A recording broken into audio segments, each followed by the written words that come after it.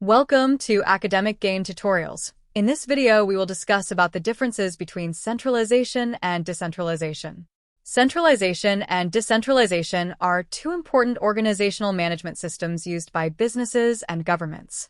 In centralization, authority and decision-making power remain concentrated at the top level of management. On the other hand, decentralization distributes authority across different levels of the organization to improve flexibility and participation.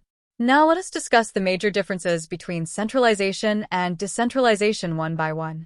Number 1.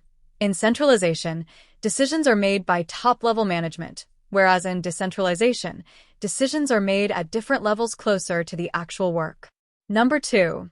In centralization, authority remains concentrated in one place, whereas in decentralization, authority is distributed among various departments and managers. Number 3. Centralization provides tighter control and supervision, whereas decentralization allows greater autonomy and self-management. Number 4. In centralization, communication mainly flows from top to bottom, whereas in decentralization, communication flows in multiple directions. Number 5. Centralization usually results in slower decision-making because of hierarchical procedures, whereas decentralization enables faster decisions due to local empowerment.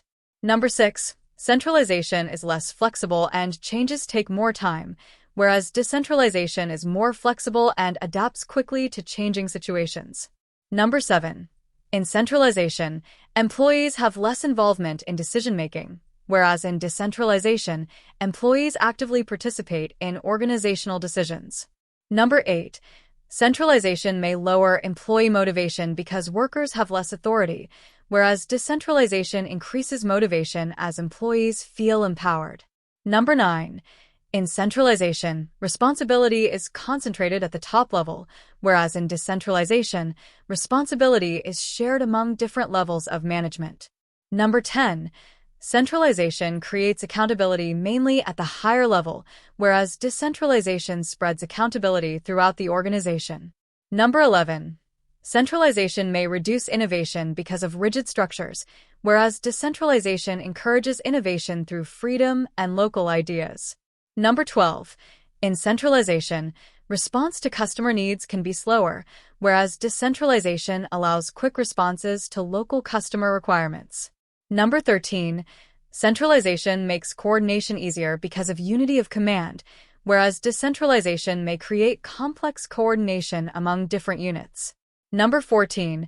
Centralization generally has lower administrative costs, whereas decentralization may increase administrative expenses due to multiple management levels. Number 15.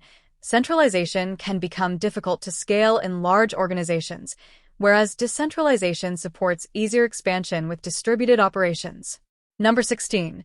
Examples of centralization include military organizations and small businesses, whereas examples of decentralization include multinational corporations and democratic governments. To conclude, both centralization and decentralization have their own advantages and disadvantages. Organizations choose the appropriate system depending on their size, goals, culture, and operational needs. If this lecture was helpful, give it a thumbs up and subscribe to the channel. Thank you.